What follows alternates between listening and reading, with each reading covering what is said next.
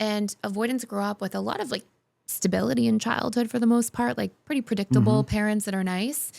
But a lot of times they don't get attunement. Don't get what? Attunement, which means like having a parent who's present, Oh, who's emotionally available to you. Yeah. Who, if you cry or get upset, they're like, honey, what's wrong? Are you okay? And tries to soothe you. And so when you don't get that, you don't know how to give that because it's an unknown. And then when you don't get that, because children are biologically wired for attunement, they very much need it. Human beings deeply need attunement. Then what happens is you learn, okay, well, this part of me that needs this, it's not working. It doesn't, even though I need it, it keeps getting rejected. It's not here and it's missing. And so you cope in your childhood by rejecting that part of yourself that needs emotional connection, that needs vulnerability and presence or attunement. And you're like, oh, I'm just going to reject this part of myself, become independent, do my own thing, get really mental and intellectual, kind of repress this feeling part of myself to cope. You're sounding like me. Yeah. Welcome to Breakthrough with Thais Gibson. You're going to see me sit down with Steve, who once was very dismissive avoidant and who's done some work to become a little bit more securely attached. But we're going to dive into opening up his communication, his vulnerability, and understanding why he does what he does in relationships and how this really applies to his relationship with Lisa. So let me introduce you to Steve. Hi, I'm Steve Nestor and glad to be here in Toronto, Canada. I'm American, proud to be American, as they say. But anyway, born in North Carolina, grew up in Ohio, and then moved to Florida. Been there for over 40 years in Florida, and head back to North Carolina quite a bit. I have a 96-year-old mom there that me and my brother helps take care of. So, but it's good to be in Toronto, and I appreciate the opportunity to be here today and learn a little bit more about myself and maybe some of the issues that I might have, and especially with conflict avoidance. I guess that's something that's I never knew, but it's kind of followed me around and it's affected my relationships. So I appreciate you having me here today. Thank you. That was a beautiful introduction, and thanks for being here. Excited to chat. So I would love to just start by hearing a little bit about your backstory. So your sort of upbringing, your childhood, just any of the outstanding themes that you see looking back on your life growing up. Okay. Well, growing up in Ohio, my parents were rather strict. Did not have a lot of money, so I never knew we were poor, but we probably were. But they, if I did what I was told and did my chores, then everything worked out pretty good. But if I was kind of a honorary young boy, as young boys tend to be. So anyway, I would get away with whatever I could get away with. And I followed my older brother, who's a year and a half older, Dave. And so he would kind of show me you can get away with this. This is how you do it. Sneak out the bedroom window and go see the girl down the street, sort of thing. So I rebelled. Yeah. In my childhood, not my childhood so much. Well, more as a teen.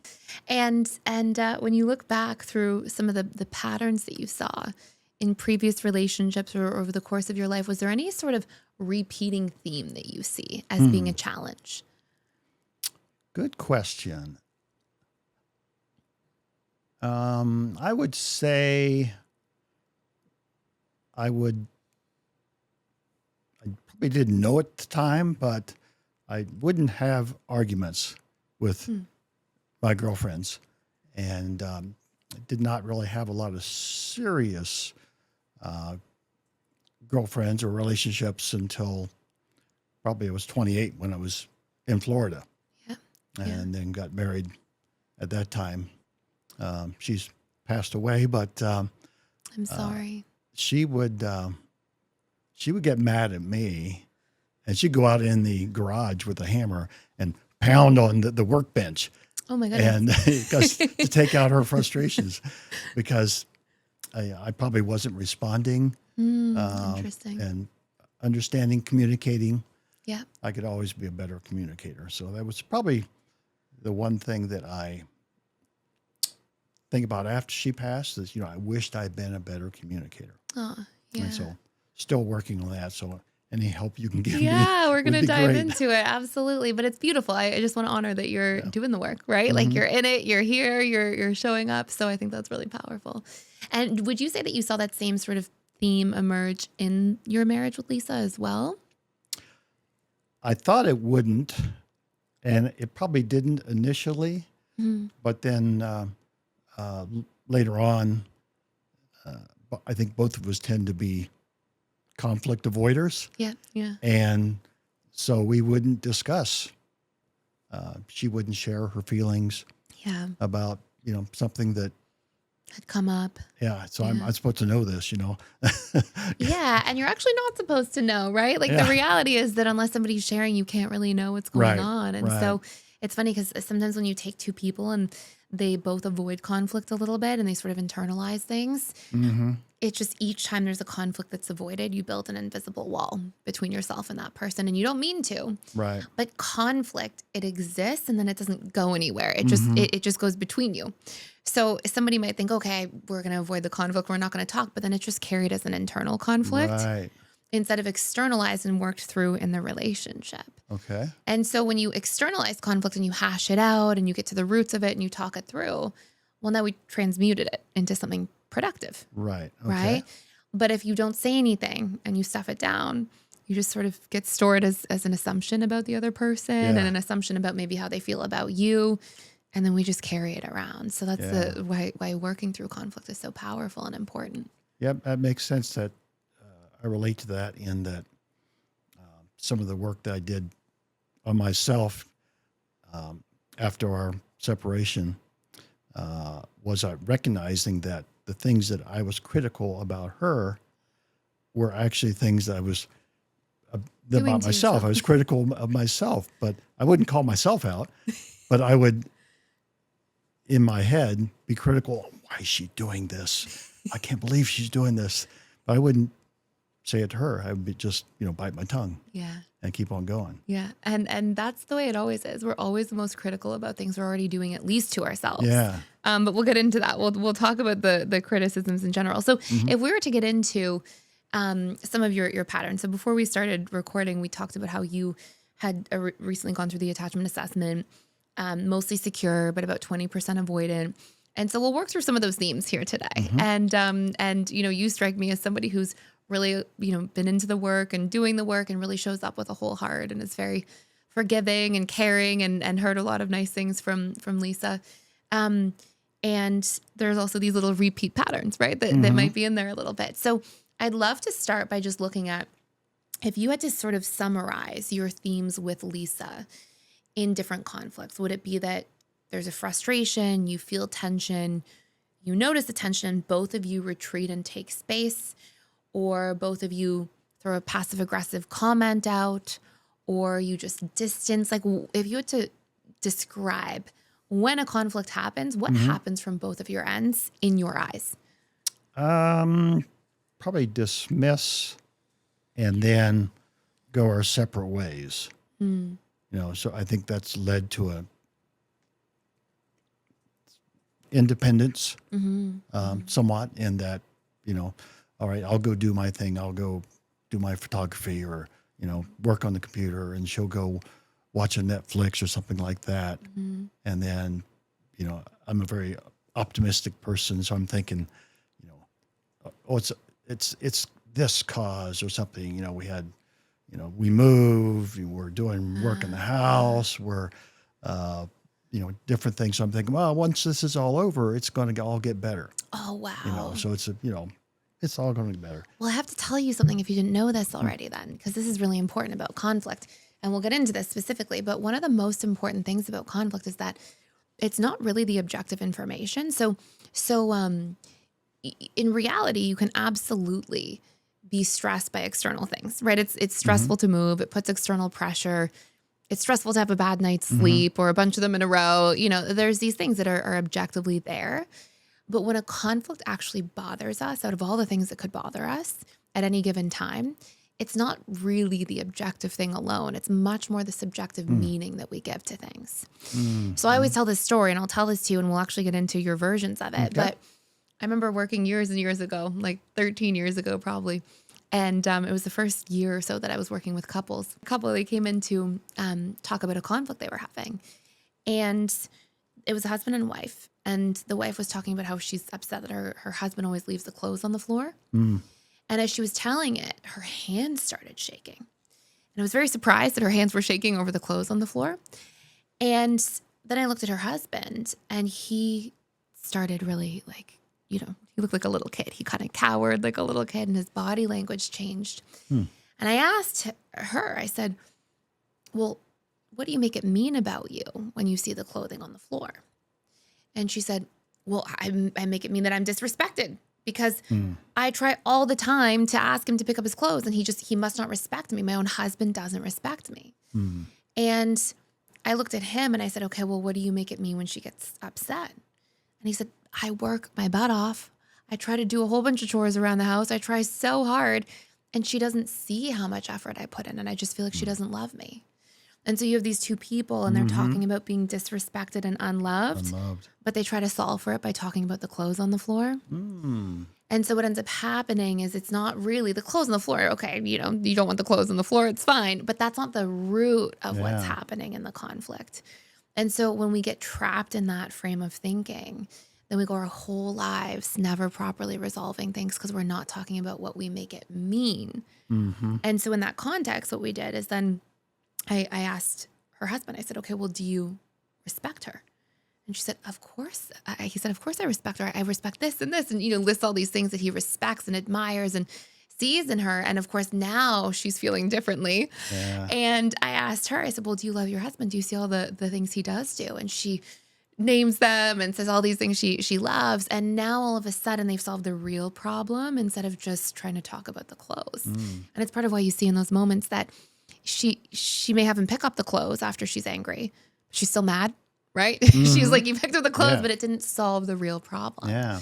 So I want to use that as sort of a jumping off ground and go into some of the conflicts so that you can see what's coming up. Because sometimes when somebody's a little bit more avoidant, one of the risks, even when you start doing the work, is that avoidants are very good, or people with even a little bit of avoidance in there, they're very good at letting things roll off their shoulders.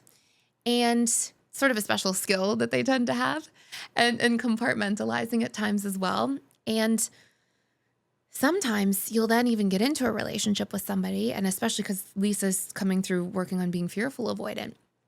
One of the challenges you have to watch out for is that Lisa might start communicating a lot and sharing a lot and finally speaking her needs, and that's really good and really healthy. But you have to match it. And you may fall into this trap of like, oh, I'm fine. I'm always fine. So I'll just cater to what she needs. But in turn, there will actually be things you're feeling too, just like the disrespected or unloved, that do exist beneath the surface. And even if they only bother you with 3 out of 10 each time, and hers are an 8 or a 9, and she's got more, those things come from earlier childhood wounds, right? So the disrespected woman in that situation, she had a huge wound feeling disrespected by her older brothers and father growing up. The unloved that I mentioned, who felt unloved, he had a huge wound around his mother, right? So the bigger the wounds are, the more we'll feel them as adults. Fearful avoidants generally have a little bit more wounding than the dismissive avoidants. So hers will be stronger, so she'll bring them up more. But you'll still have little 2s, 3s, 4s out of 10s of irritation, and you have to make sure you're communicating and working through yours too. That's a good point. I can think of one right off is like we're driving. If I'm driving, and then she would tell me to go this way. I'm like, I know which way to go, but I wouldn't say it. I would just, so sometimes I just like go that way, and other times like I'm going my way. And you go right into action. So let's just start there. We'll start with, we'll pick through a few conflicts, and I want to first show you the thread, and then we'll work through the conflict part. So let's pick that time that you were driving. When was a recent time where she said, go that way, go that way? Even driving up to Canada from North Carolina. there was some times where she would say, you know, go this way. And I didn't say anything. Like, I think more now, I tend to like take her advice a little better than when we were butting heads more. And so now maybe it's to satiate her a little bit and to give her respect that her advice is valuable and I should respond by following her advice. Yes. So I've had those thoughts and I've done that a couple of times, but then I think back to a couple of years ago, near the end of our marriage, where we're driving somewhere and she's telling me to go this way, and I just bite my tongue. It's, you know, or I would sometimes say something, you know, I'm going to go this way. You know, I know where I'm going. You know, sort of thing. And it's so interesting because you're trying to now, which is beautiful. It's a good step. You're trying to now, because you used to be a couple of years ago, you said more like, I'm going this way and do what you wanted to do. And I see you trying to be flexible with her and make sure her advice feels valued and compromise. And those are all beautiful things. But they'll still feel a tiny bit forced, like I'm biting my tongue. Yeah. Unless you find the deeper meaning you're giving to it. Okay. Do you see what I mean? All right, I got you. Yeah. So because what happens is you can imagine like it's sort of like that idea that the husband goes and he picks up the clothes.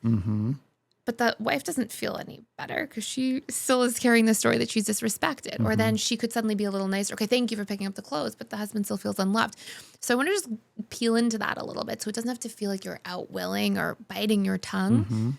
In the moment where she says, go this way, if you have one in your mind that's specific. Recently or before? Yeah, you can pick one more recent. We'll pick the one from driving back from North Carolina. So more recent, I think I actually did respond, and I don't know if it was like Holy Spirit moment or whatever it was, but it was like I complimented her on giving me this direction. That's beautiful. So I kind of, you know, thanked her, like, oh, that's a good idea, sort of thing. Good for you. That's and that really beautiful. Did seem to, I didn't have that biting my tongue sort of thing. Good. Okay, So- that's beautiful. So that's, And was there a moment of frustration before you complimented her? yeah, just that Quick moment. quick memory of, you know, oh, well, this is coming again, sort of Okay, good. thing. So, you know, So, we've so been stay through- there. Yeah, and sorry to interrupt you. I'm going to just take you through a little bit of a process here first. Okay. So in that moment, she does that, and you had a beautiful response to it, which is wonderful. But just prior to that, in the moment that she gives you advice, and maybe it's rushing a little bit, she's like, go this way. What do you feel in your body? What emotions do you feel there? maybe a unsure of myself that, oh, am I not going the right way? Okay, good. So maybe a feeling of sort of uncertainty or Uncertainty, worry? yeah, not worry, but uncertainty, yes. Any irritation there as well? Yes, from her. Yeah. It's Her okay. That's very comment. normal, human. Yeah. Yeah. Mhm. And so in that moment that you feel a little irritated, a little uncertain, what do you make it mean about you? Or what are you afraid will happen if, she's giving you advice like that? Well, if I think back to prior instances where we did have disagreements and conflict, even though we were avoiding them, that I got very irritated when she would tell me, where to go, how to drive, or whatever. So that feeling of that irritation would come up. I'm not trying to describe it. And I can give you some examples of common themes that come up for people. So did you make it mean I'm not respected? Like what I'm doing is not respected? Oh, I got you. Okay. Maybe I'm unseen. Yeah, or that's unheard? probably would be it. Yeah. Okay, I'm going to try a couple on just in case. I think it's probably that one too. Yeah, but yeah. it could be disrespected. It could be unseen, unheard. what I'm doing or my opinion doesn't matter in some sort of way. I'm not worthy, or maybe she's shaming me and I feel sort of shamed in this experience, or like I'm not good enough, not doing a good enough job. Those are the common ones we'll tend to see there. Which Yeah. of those lands with you the most? Well, probably not respected Okay. would be the one, yeah, because that's important for a man. Yeah, and very For absolutely women natural. also, but No, but it's but very, yeah. more so, I think, for a man. Okay, beautiful. Yeah. And so I am disrespected. Mm-hmm. And then when you believe you're disrespected in that moment, if that feeling comes up, that belief comes up, historically, you're doing some good work recently, but historically, what would you then do when you would feel that way in a conflict? I would either clam up, grab the steering wheel more tightly, Yeah. and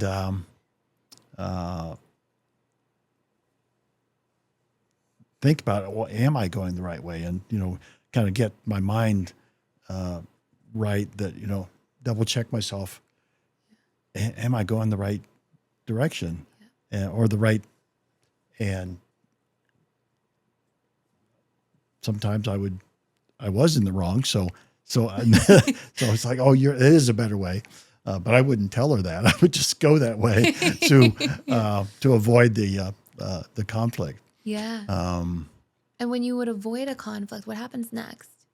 Do you find yourself taking a little distance after because you're a little bit frustrated, or just closing down a degree or two emotionally? Definitely distancing. Yeah, because that was kind of a theme over the last few years of our marriage. Yeah. Was a distancing. And that would be a normal thing to do if you believe your wife doesn't respect you. Mm-hmm. Right? Mm-hmm.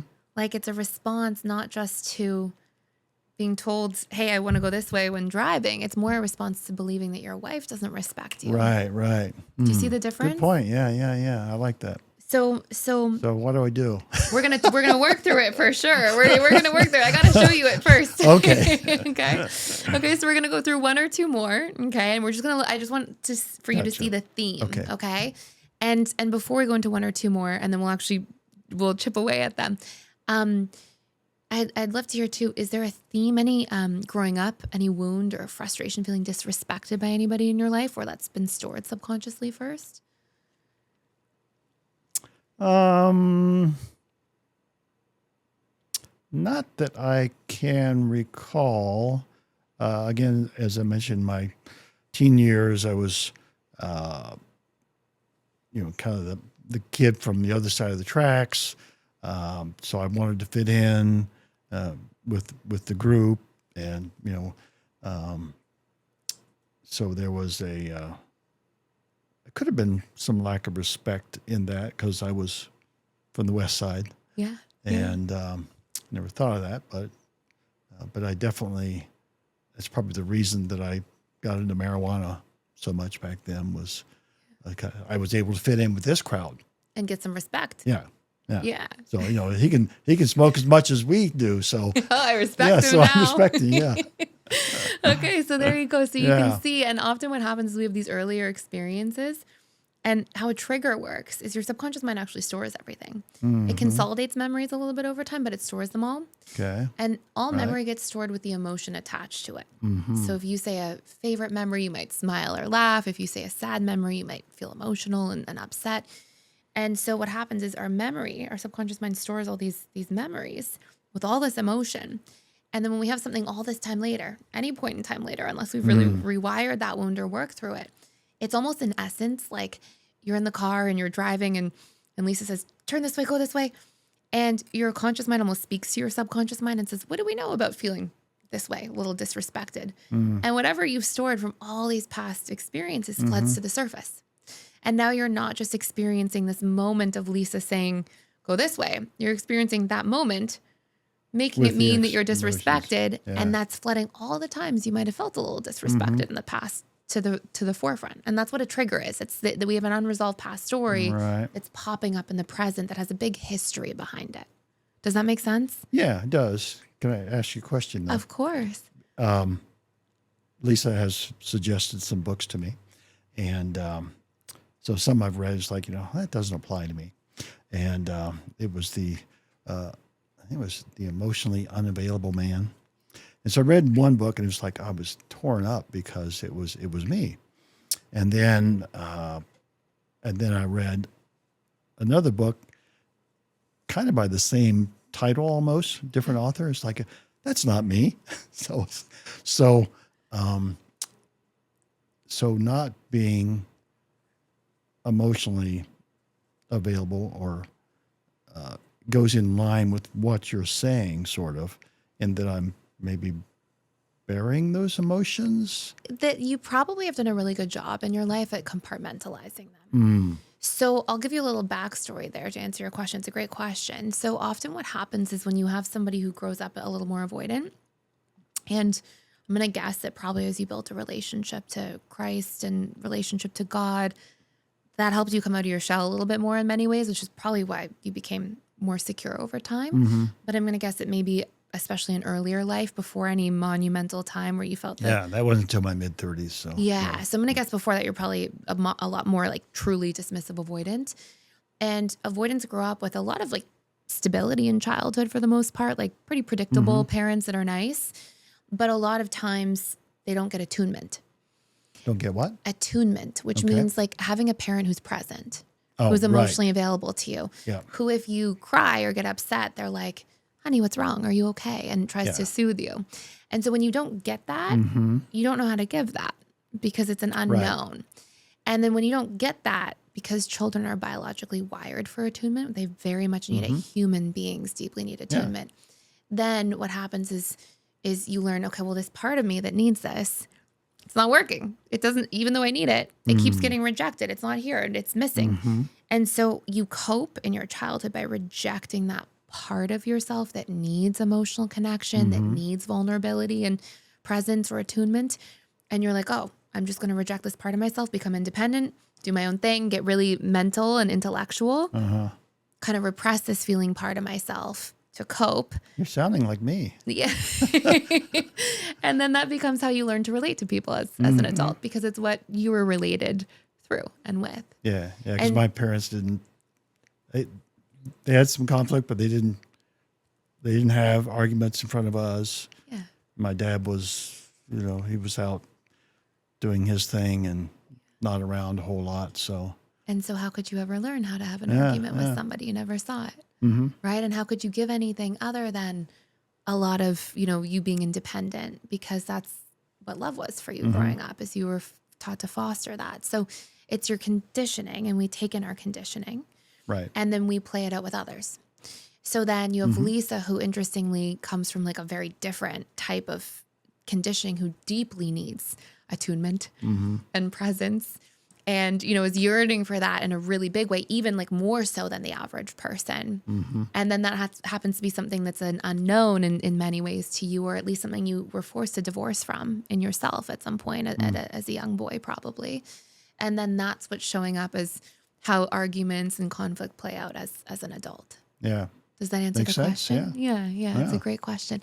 So we'll go back here for a second. So in conflict, then, as a result, you feel a little disrespected sometimes. Maybe it's only a 3 or a 4 out of 10. It's not super strong, but then your theme is to deactivate, to take distance as soon as you feel like you're hurt or frustrated. Yeah, I would say so. Yeah. And you gave a really good example in the car. And I just want to start with the car itself. Okay. So you asked what to do about it. Okay. And what you're doing is partially excellent, but there's a big missing piece. So you being able to try to have grace in that moment and give Lisa a compliment about her directions, that's a beautiful thing. But there's a part missing, which is that you didn't really get to work through your own story. Okay. So then you still feel disrespected. You do something nice, but you kind of forgot about you. And we want both to be considered. I'm all ears. Okay. So in that moment, Lisa's giving you direction. And you feel disrespected, right? Very common experience to have. But you are being disrespected by Lisa, and Lisa truly doesn't respect you in the moment that she's giving you directions. Is that true? It's not true, I don't think. I don't think she realizes that I'm feeling disrespected unless I tell her. Yeah. So Which we're going to I get think to that's in what a you're second. getting at. But there's actually a step first. It's the most important. So, Okay. so could it be something other than that? So let's look at like Lisa in that moment. She's giving directions. And it's a very common thing to feel. You didn't like that happened. That's very fair. But it means that she doesn't respect you as a husband. Could it be something other than that that's actually happening? So look at Lisa. There she is, and she's stressed about the directions maybe. What's her relationship to it? Is she sitting there going, gosh, I don't respect my husband. Let me give him a hard time about the directions. Or what do you think it is? I'm just analyzing our different situations where I think we both tend to, and maybe it's just me thinking this, but we both tend to want to be right. And so I think I'm right. She thinks she's right. She loads the dishwasher one way, I load another, whatever, that sort of thing. So in my mind, I'm thinking, I'm right. I know where I'm going, but I'm not getting to where you want me to go. That's okay. So, I'm going to guide you. Don't worry. Yeah. So you're doing a great job. So there she is. She's giving you directions. And do you think her relationship is to not respect you? She's trying to disrespect you on purpose? No, definitely not. And what do you think it is for her? Do you think that she's stressed about going the wrong way, maybe a little bit anxious about time, maybe worried about running behind or having to loop back? You've been in the car for quite a few hours. Like, what do you think her relationship is to the direction? Well, I have been known to be wrong in my directions before. Okay. So maybe that's part of it. Okay. That's fair. But yeah, I'm thinking about her personality and that I'm not sure. I'm not sure Okay. how to figure that out. Do you think that there's a part of her at all, and I could be wrong about this, but we're just trying them on. Is there a part of her that maybe thinks she's almost supporting you by telling you which way to go? Like, I got to make sure he doesn't make a mistake. I got to support him. It could be. Never thought of it that way, but yeah. Well, we're just checking. Yeah. So what I like about that is the thinking of one of the things that we've clamped onto recently. It's we. It's not just me or you. Or you. It's we. What do we do together? And so as I think of what you're mentioning there, that makes me think of, it's we, and so she is supporting me in that. So that's. And if you were in the position where you thought somebody was going the wrong way in their life in any form, directionally or personally in some capacity, wouldn't you want to respect them enough to tell them or to offer your feedback? Yeah, as long as it didn't conflict. With your opinion. So, yeah, as long as it didn't cause a conflict. So notice the difference for just a second. Okay. When you believe that story that I'm being disrespected, right? That feeling comes up in your body and you're like, she's not respecting me. And notice the difference when you look outside of that story and don't cling to that old programming that might be there or conditioning from the past. Then you see it more openly. And you're like, maybe her relationship to saying this isn't to disrespect me, but maybe she's worried about time or she's trying to be helpful or supportive. How do you feel differently in that moment? I would be more relaxed. Yeah. And calmer about it. We're not in a hurry. I've got time, so let's take an adventure. Let's go this way. Maybe it is a better way to go. Yeah. Or maybe available to just talk it out. That would be a very good thing to do. Yeah, that would be different. Yeah. Hey, I think it's this way because of this reason. I think it's and then you come to a conclusion. Or to even pull over for a moment and sort it out together, double check things, whatever you might need to do. And so notice that when you feed into that little story in that moment, which is very human, all human beings do this, it closes off possibilities. Right. And then when you feel that way, and then you proceed to go whatever way, your way, her way, but you've already told the story to yourself briefly that I am disrespected, then there's a distancing. Right.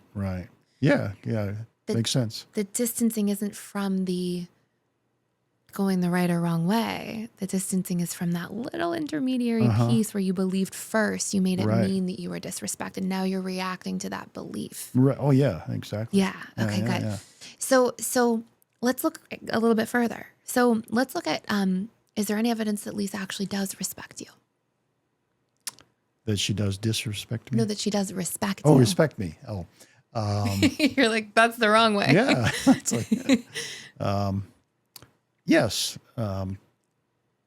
Yeah, she's affirmative in, affirmations about my character or what I'm doing, more so now than before. Yeah. Because we're both learning and growing. Beautiful. And what's an example of something she'll say to you? Well, we're both affectionate, our love, number one, love thing, love style or whatever. Yeah. So that, and just cuddling up to me and telling me she loves me, or that I'm her only man, or that sort of thing. Yeah. That's nice. So you feel that sense of respect from her when she's saying those things to you, affirming you. That makes you feel loved and respected. Yes. Yeah, that's beautiful. And do you have any other examples of how she respects you? Maybe leans on you or asks you for advice or resorts to your opinion for things? I would say we listen to a kind of a meditation app by John Eldridge. It's called Pause, and it's very good. Different things. He's written a couple different books, and it's in this app called Pause, and highly recommend it. Nice. So anyway, I'll make sure that we listen to, even like our time together, like in North Carolina, we were separated for quite a while, maybe 9 months or so. And she was driving from Florida to Canada, and I was in North Carolina helping out with my mom. And so she came, she spent the night, and we had that habit, and we still do, of listening to the Pause app for 10 minutes before we go to bed. And so it's a good way to get rid of, stuff out of your head and get in the right frame of mind, just giving it all to God and depending on Him. So anyway, she says she's going to sleep in the other room that night. And this was like, we haven't done divorce yet, but it was, separated. Yeah. And I was like really mad. I was, furious. Yeah. And so I went upstairs. She didn't want me to go upstairs. Went upstairs and took my phone and says, can we listen to the Pause app?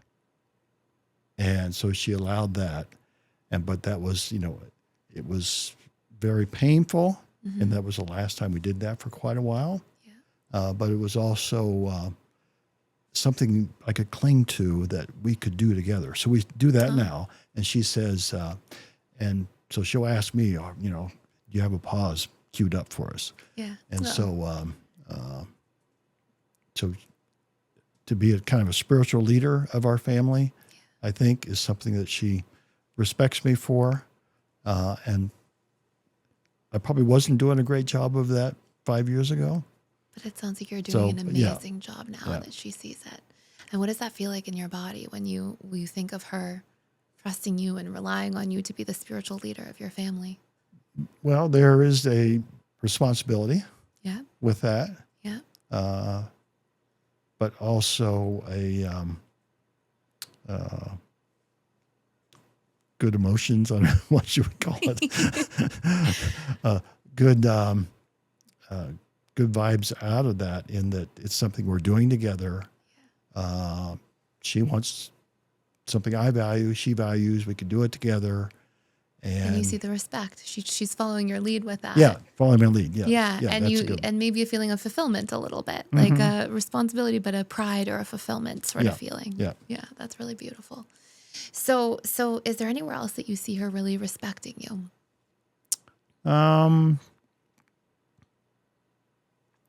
In that, in the last month or so, just think for both of us, being able to talk through what our plans are, what's the next thing that we're doing. Yeah. And because we're in a new relationship. Yeah, I mean, we're married 22 years, but we're in a new relationship now. And so to be able to ask my opinion on this and vice versa, I'll ask her, I know you don't want to spend a lot of time in North Carolina with my family. Not that we're living with them, but it's in an old farmhouse and stuff. But that she's willing to, she knows it's important. Yeah. And she knows family's important. She knows, so her respect for me is that she's willing to go there for a couple months and, let's try this 2 months and then we'll go from there. Lead. Yeah. Yeah. So that would be consider you and meet you where you are and kind of follow the things that are important to you as well and deeply consider them and compromise with you over them. Yeah. Yeah. That's beautiful. So noticing that when you go back into that old story, like, oh, I'm disrespected, you deactivate. But when you have this reference point of this idea that like, wait, she does respect me. And maybe she's just giving directions or trying to help or trying to support. There's a feeling of like, I don't need to put a wall between us. Do you see the difference? Mm-hmm. And if you were driving in the car with that story, it might be a lot easier going forward in the future. So we find what we make it mean and we question the story. We're going to practice. Say it again. We find what we make it mean about ourselves. Okay, got it. It's the source of really making it through conflict and in triggering situations. And then we question the story. I like that. And then we tell the person what we need. So we're going to get into that second part in a few moments. But I want to just go through a couple others so we get to really practice this, okay? Okay. So let's go to another conflict that you had. That you did a great job on that, by the way. So let's go to another conflict. So if you'd like, we can do the one where you were really angry, that strong emotional one where, you're separating. She says, I'm going to sleep upstairs. Do you want to work on that one? Or is there another one that comes up for you? That'll be a good potent one to really feel. That would be. I'm trying to think of. And you don't have to share, just so you know, any personal, like we can just go into the details and we can avoid the details and go into what you made it mean about you. That would be a good one. I'm trying to think of another instance that's, it really stands out. Of course, getting divorce papers wasn't very good, but that's a good one. You want to do both of those? Yeah. Okay. Let's start with the upstairs one, okay? Mm-hmm. So there's this day. There you are.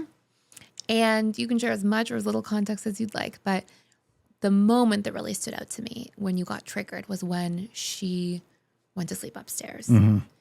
And in that moment that she goes to sleep upstairs, what emotions do you feel first? I was very hurt. Yeah. And lack of respect for sure. Yeah. Because she didn't respect our marriage or me. Lack of understanding was a big one. Just not, where are you at? What's going on in your heart, in your head? Where am I in your plans and thinking? Good. So you have a lot of uncertainty in that moment with her, what she's thinking. Yeah. Oh, yeah, absolutely. Yeah. And when you have that uncertainty, frustration. Yeah. Good. And so let's go to, you feel that this, I don't know where you're at in your plans and your thinking. And if you don't know where she's at, what do you then make that mean about you, or what are you afraid is going to happen? I can't see the future, that's for sure. And then if I can't see the future, because if you couldn't see the future and you were truly not worried about something, it would feel very neutral. You'd be like, oh, I can't see the future, but it could be good or bad. But there's probably an underlying piece of meaning you're giving it. Okay. Otherwise, it wouldn't feel so bad. I see. So I can't see the future, and you might abandon me. I might be alone. I might be unloved. Probably the unloved part would be more so, which kind of correlates to the lack of affection from my mom, possibly.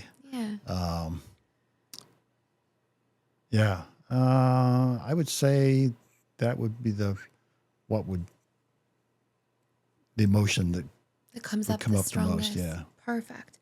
So unloved, you also said misunderstood as being another one. Mm-hmm. Did you just feel like that was dating back into, oh, we don't understand each other and so I'm unloved?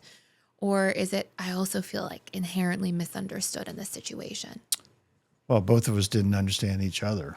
Yeah. You know, we weren't connecting, you know, and we were separated. She was spending time in Canada and we have a house in Colombia, so down there. Yeah. And I was in Florida because she needed her space, Yeah. which I thought, well, this is doing a good thing for her, but it wasn't. So there you were trying to help and you feel like it's not Yeah. reaching. So when we finally did get together, I had my hopes that, all right, we're going to be able to, you know, let's work through this. I'm the optimist. Yeah. It's all going to work out. Let's try to hash this out. And then just that kind of hand in the face, no. Yeah. You know, I'm going upstairs. Yeah. You know, I don't want you with me. Yeah. And do you also feel, is there a feeling in there almost of being like a little bit unwanted as well, or not good enough? Anything there? Probably the not good enough. You know, I question myself a lot. You know, what am I, or what should I do? Yeah. What am I? You know. And do you feel a little bit trapped at all, like in the confusion of things in that moment? I can't think of the trap being the feeling on it, but Okay, good. But like I say, the unloved, unwanted, Not good enough. the not good enough. Misunderstood. Those are the big Those ones. would be And which one for you is the strongest?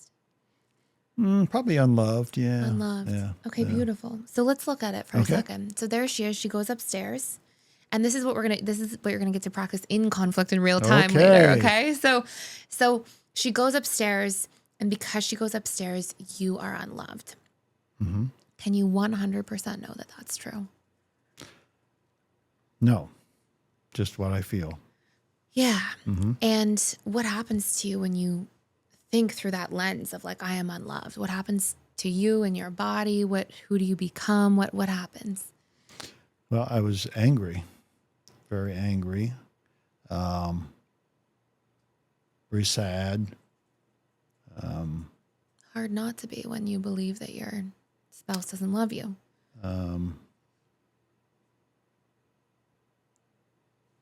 Disrespected. You know, we're married. Yeah. What do you mean you're gonna Yeah. sleep in Yeah. another bedroom? Pain, a lot of pain. Yeah, pain. Yeah. Yeah, no worries. In the moment that you see her go upstairs, if you didn't have this story that your brain goes to that, okay, I'm unloved and that's why this is happening, how might you see the situation differently?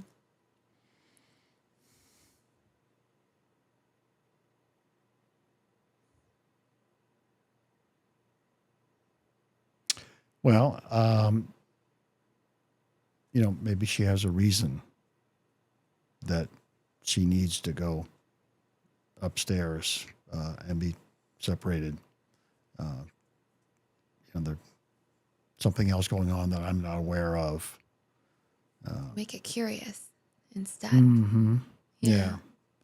And it might allow you to approach the situation a little bit differently with her. Right. In a way that allows things to open instead of close. Mm-hmm. Anger closes us off and curiosity opens us to somebody. Okay. And vice versa. Right. Right? So let's look for a moment. So what could be the reason, knowing what you know now about the situation? She went upstairs and it means she doesn't love you. Could it be something other than that?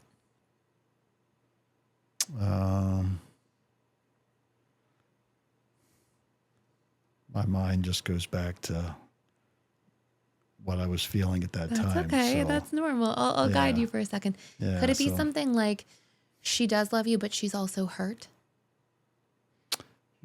Yes. Yep. And maybe if she didn't love you, she wouldn't have even been as hurt to have to go upstairs. Maybe she'd just be kind of more neutral about the situation or, and one that sticks out to me is maybe she was trying to tell you something Mm-hmm. by going upstairs. Maybe it was her way of almost trying to get your attention. Definitely. I think she was making a statement. Yeah. That it's no longer us. I'm Yeah. separated. And I definitely got that message. And Yeah. and maybe it was almost like a cry for help. It very well could have been. Yeah. I wouldn't have thought of it at that time. Although I did, not knowing what was going on, I did go upstairs, and even though I knocked on the door and she just go away, I came in and just like put my hand on her and prayed for her a little bit. And then we did our pause app, and that was it. So I did have A good a response. little bit still. of that. Well, it was not what I wanted, but A good response. I mean, that came out of you. right. Yeah. Yeah. Yeah, which is beautiful. But it's hard. It's excruciating when you're sitting there believing she doesn't love me. Right. And that's why this is happening. Yeah. So And not let's look. understanding. Yeah. Yeah. And so what else do you see in terms of that moment or that experience that Lisa, how she does love you? Well, that she even stopped by to see me in North Carolina on the way to Canada. Gosh, it's such a fearful avoidant thing too, Yeah. to stop by Yeah. and then to sleep upstairs to make a statement. It's a very common fearful avoidant really? way of communicating where they don't know how to communicate that well sometimes, but they hurt. Mm-hmm. So they want you to see their pain without having to say it. Mm-hmm.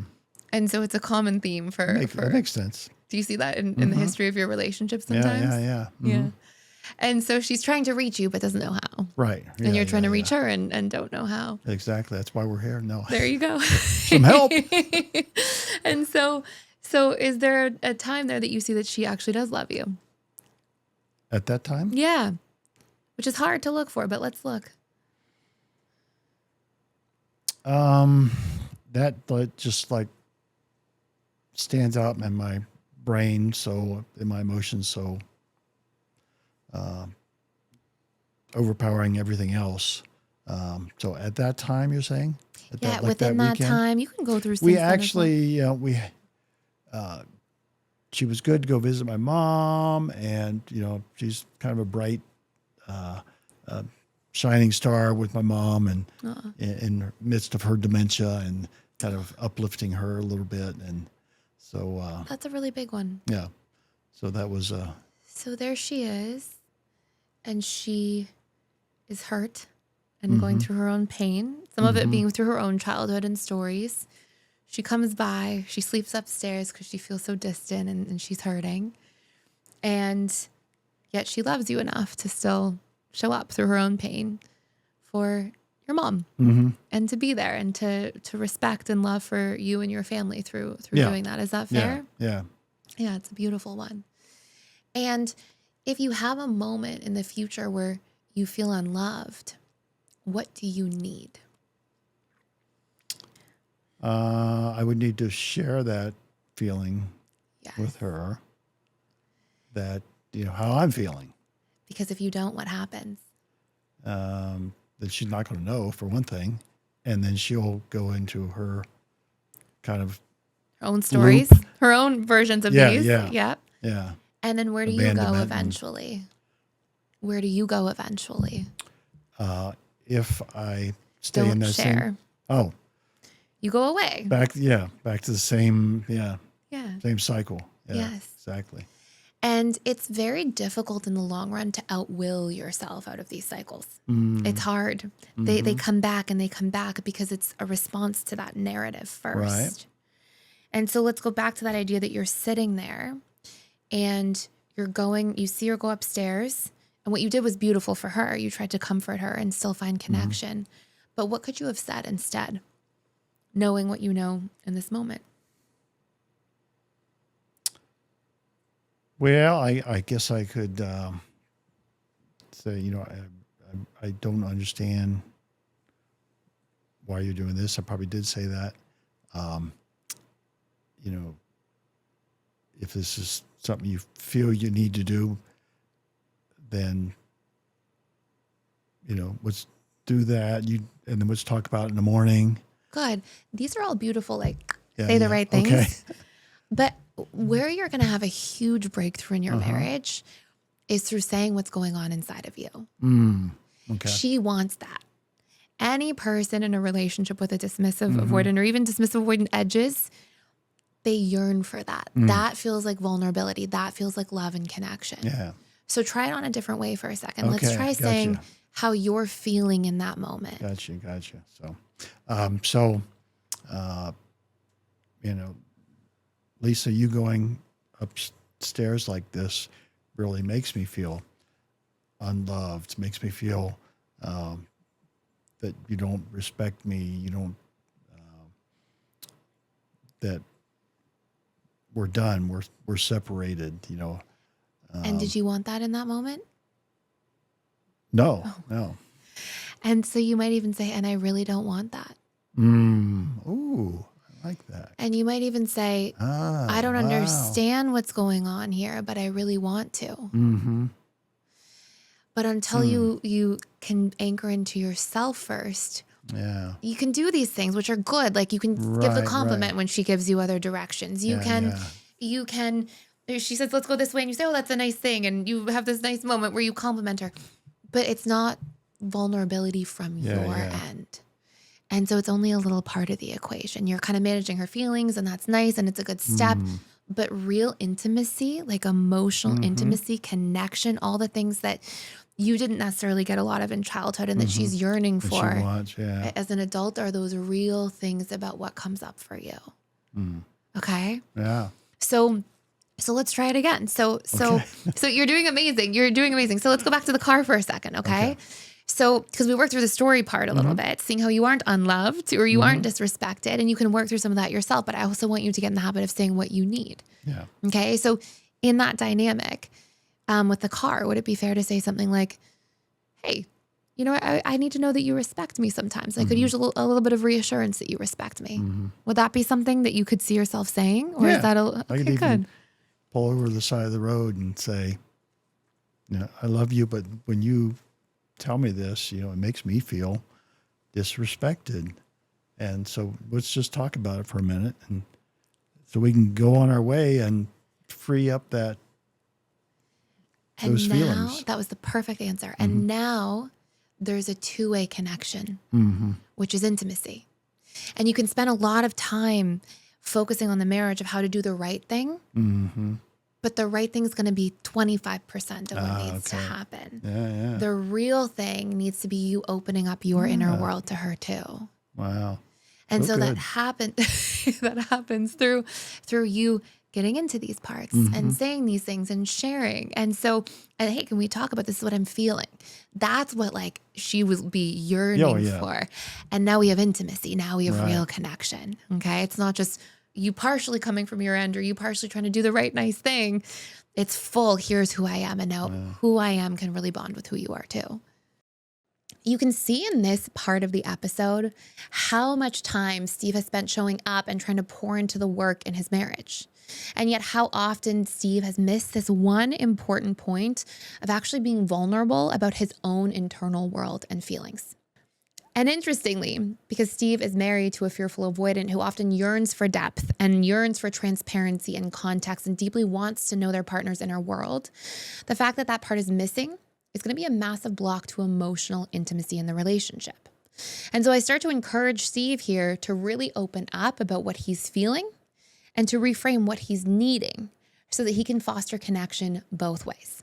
Now, we go through an actual process here. And if you want to follow along at home because you are also struggling to find what you're feeling or what you're needing and what meaning you are giving to situations, you can actually refer to a worksheet we have linked down below from our conflict resolution course that helps you actually surface the meaning you are giving to things and being able to work through it and communicate around it so you can reach a fulfillment in a conversation where you finally feel seen, heard, and understood and deeply know one another's needs.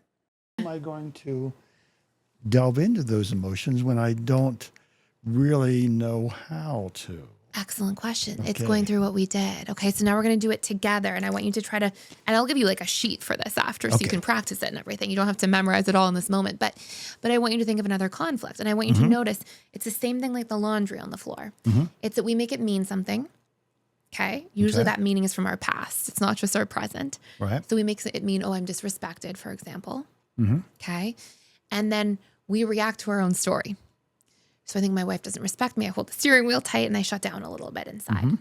And I never give the opportunity for intimacy. Right. Because I don't tell her, hey, this is what came up for me. And now I'm just drifting away. Right. Right. I built an invisible wall instead of opening my wall up. Right. Or in this moment, I feel unloved. And you do this nice thing, a beautiful thing, a powerful thing, by the way. It's not easy to do. You rub her back and you say, let's do the pause up, and you're trying to connect. But if you had gone in and said, hey, I feel like I don't understand, but I really want to. And right now I'm feeling unloved and I want this to work. Like it would completely change the dynamic of the conflict because you're showing yourself. So you have to find what you make the thing mean. Right. And then share it. So we'll do one more. So what's another time there was an argument or a challenge?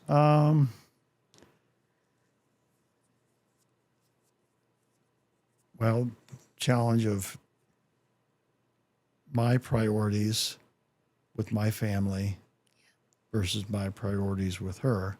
Yeah. You know, I feel I need to be there for my mom and my brother, Yeah. helping them out. And she feels abandoned because I'm Busy and have a lot going on, doing maybe. that. Yeah. So it's better now because she's got 24-hour care now in her house. So that's why I think we're able to, let's just do the 2 months and see how that goes. But so my priorities have changed. So back to your question though. So in our time in North Carolina, we were staying at an old farmhouse, which has been in the family for 120 years. Yeah. And so not the greatest shape, a little dirty. Nobody was in it. Big history. Yeah. So it was special for me because I, grew up summers there. That's nice. But not so special for her. Yeah. So again, it was like she's doing this for me, for us. Yes. But I'm not prioritizing her and recognizing what the sacrifice she's making. Yes. Yep. Because her mom was 99 and we took care of her mom in our house for a while.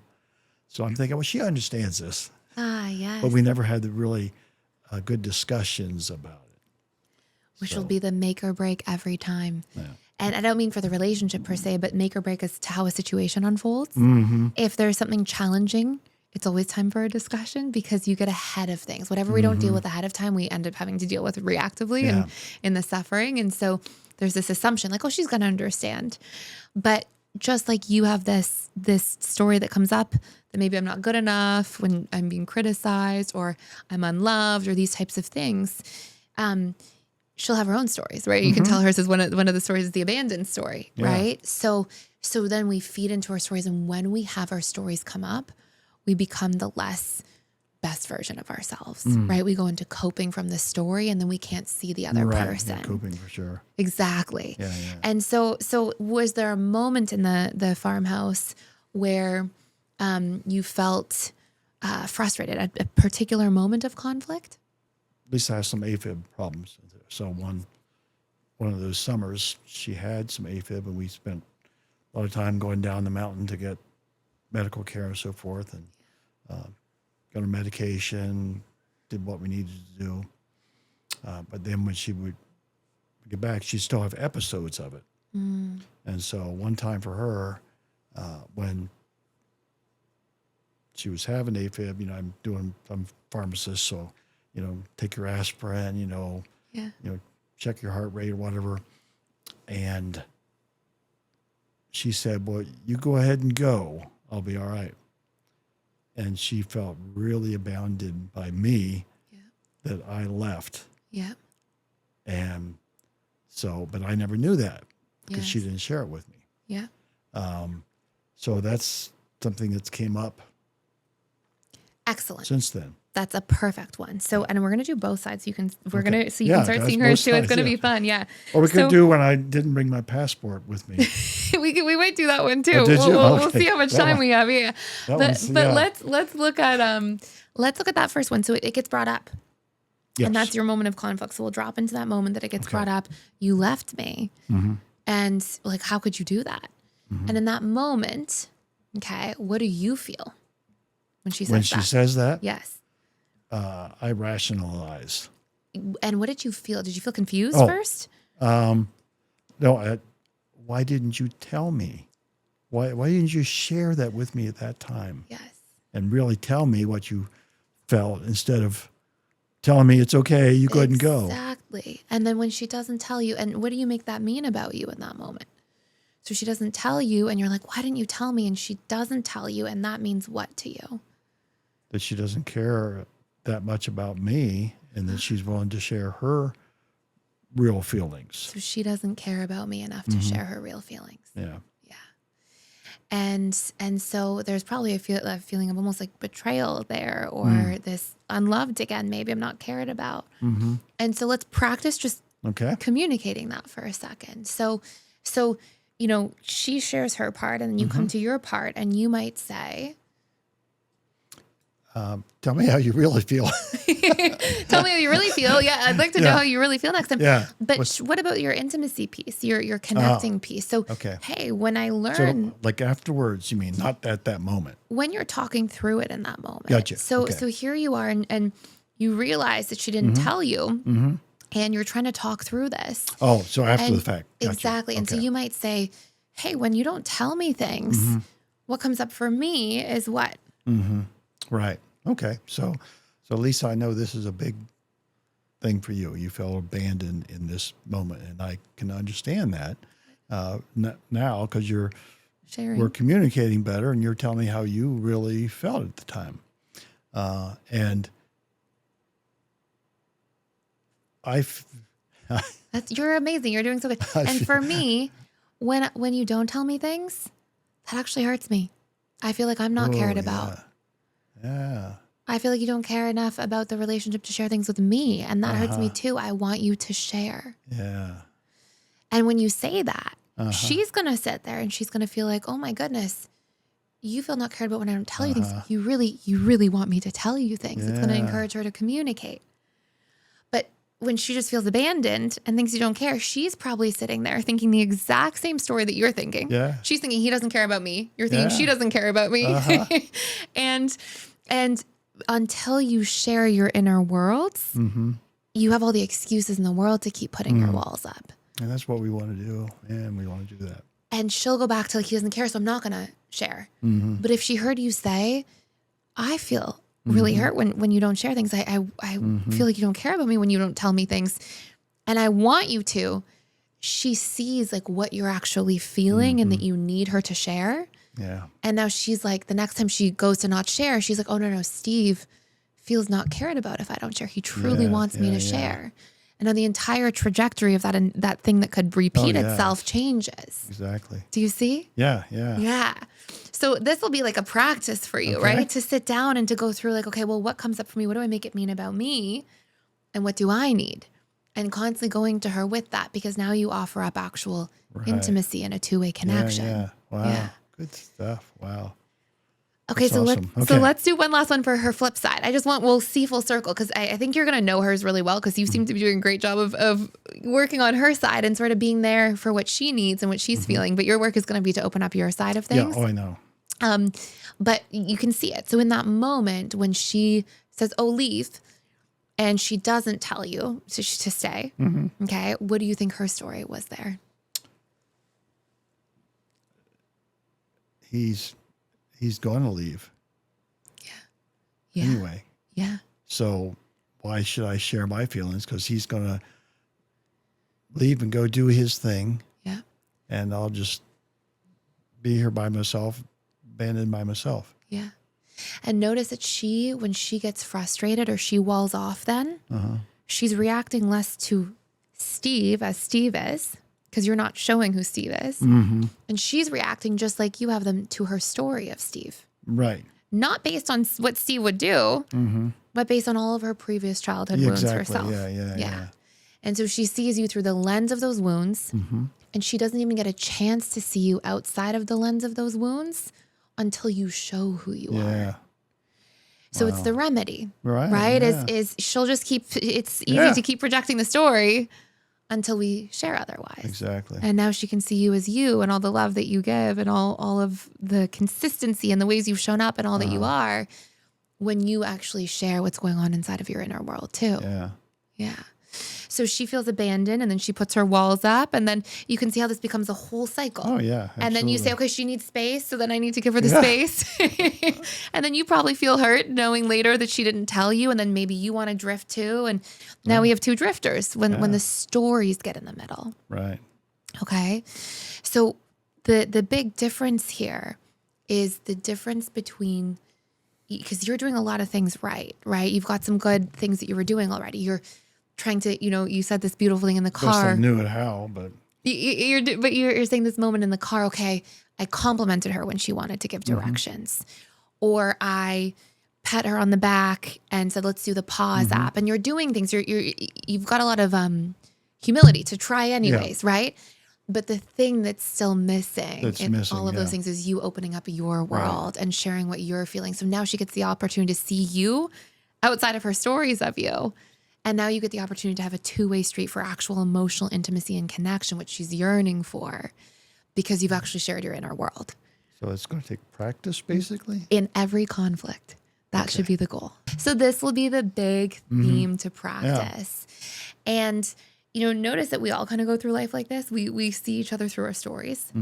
And it puts everybody at the mercy of everybody's conditioning, because if I have a lot of trauma, then I'm going to project a lot of things onto you, right? Because I see you through the lens of all the times I felt abandoned or unloved or trapped or betrayed or whatever it might be.